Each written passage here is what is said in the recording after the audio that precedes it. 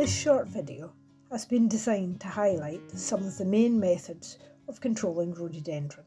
We already know how bad Rhododendron ponticum is for the environment and how fast it spreads. So, how can we tackle this invasive species? There are several methods that can be used, and here we will demonstrate cutting and spraying, stem injection, and mulching.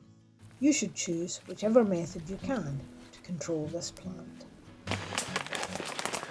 Right, we have a mature rhododendron here today. We're going to attack the stump in a way that allows the herbicide treatment to get right down into the base of the roots and kill this permanently in one hit.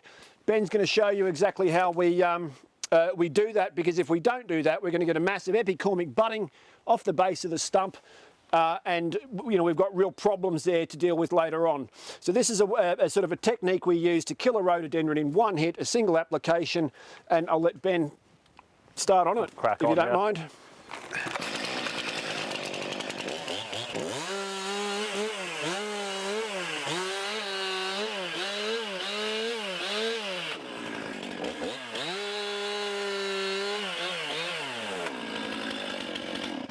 Right.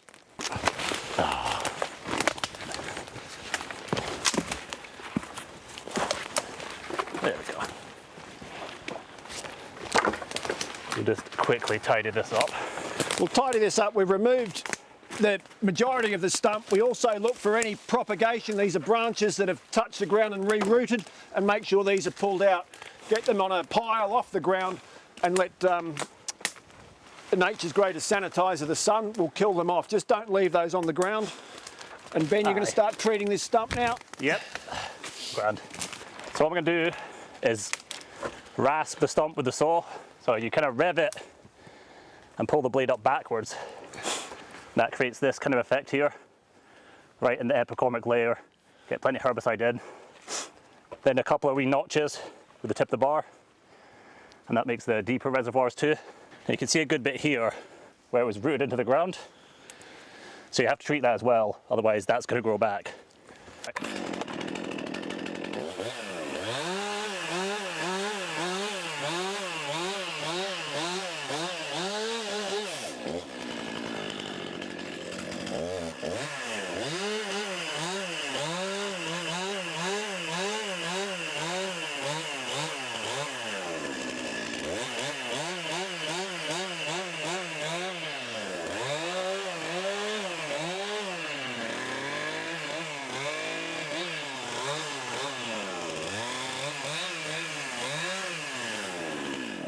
And that should be ready to spray now.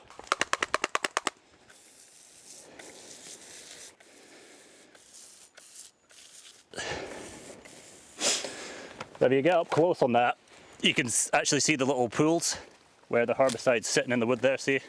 And around the other side, on the front too, just basically as much as the tree as possible you can get around with the saw, the better result you're going to get.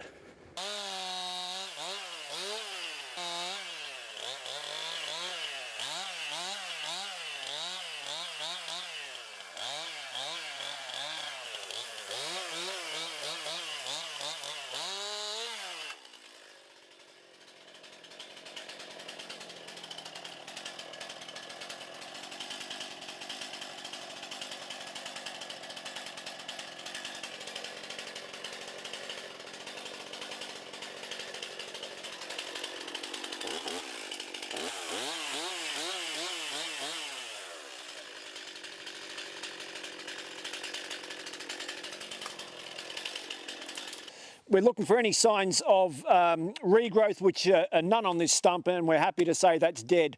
Obviously we needed to leave the stump proud of the ground to treat it properly, and at this stage, 3 or 4 months, have a look for any sign of regrowth. If it's not there, consider the tree dead.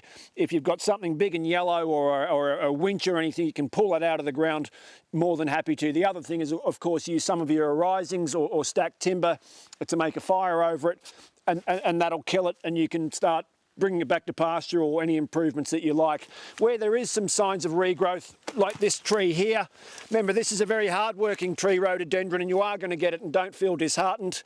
Let this come up a little bit more than this, usually second or third set of leaves, and then you can just hand spray that with a 2 or 3% glyphosate mix, what you'd normally use as a weed killer, and that'll kill that. And then you can do the same options of either burning on top of it, or if you can manage to pull it out itself.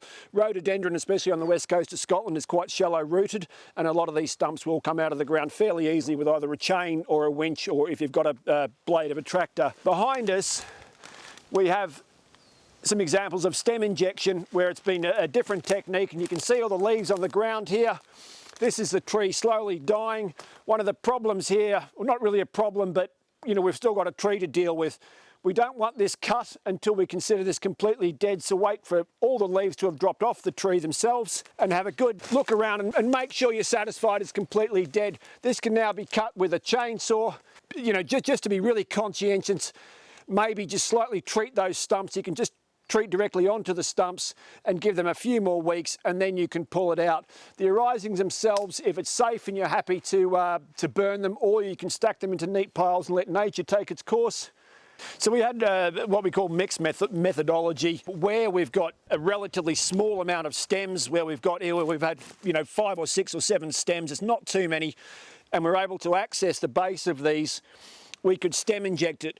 Because this area was so thick with rhododendron, and you can't really get an indication of how thick it was, we needed to cut away to access the base of these stumps. Stem injection, and this is where I'm contradicting myself a bit here, stem injection needs to be done on trees that aren't cut back. If you cut back a tree, you can't effectively stem inject it. You must use a chainsaw technique, score all the stumps as much as you can, getting around the base, apply herbicide as quickly as possible, you know, usually within 4 or 5 minutes of cutting it.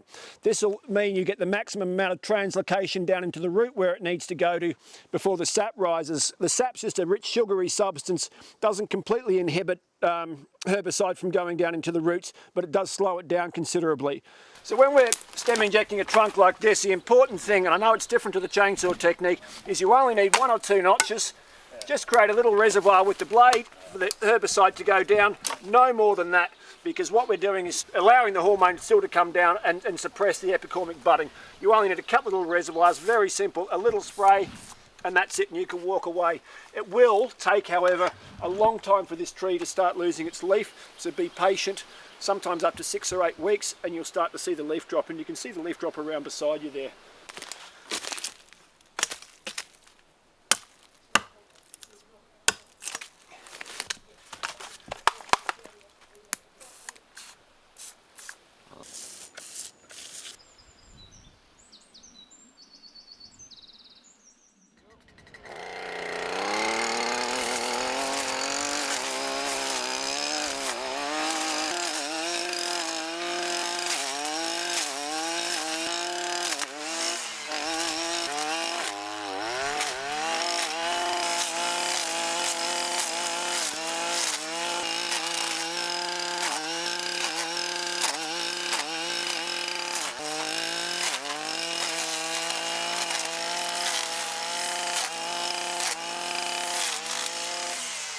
So we've just smashed this patch up with the mulching blade, which we love.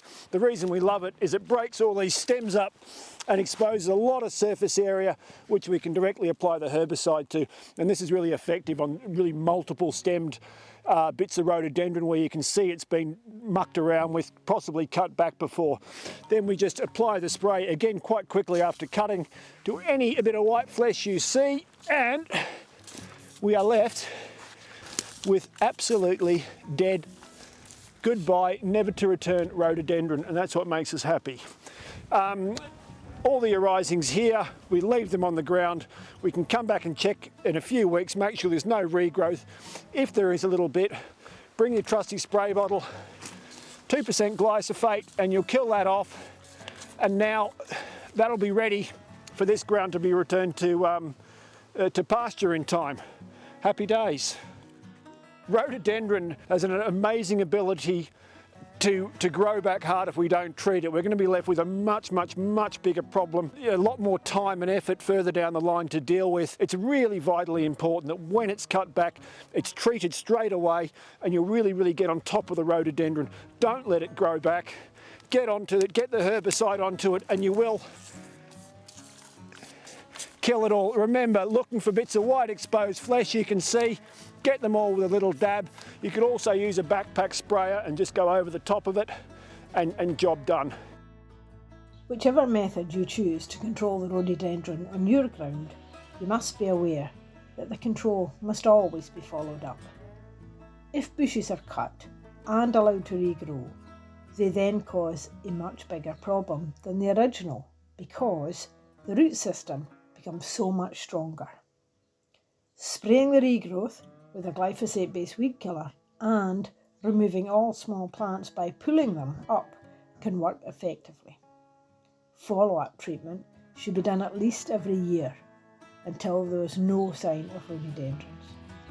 The site should then be regularly checked. This plant is so much easier to control if caught early.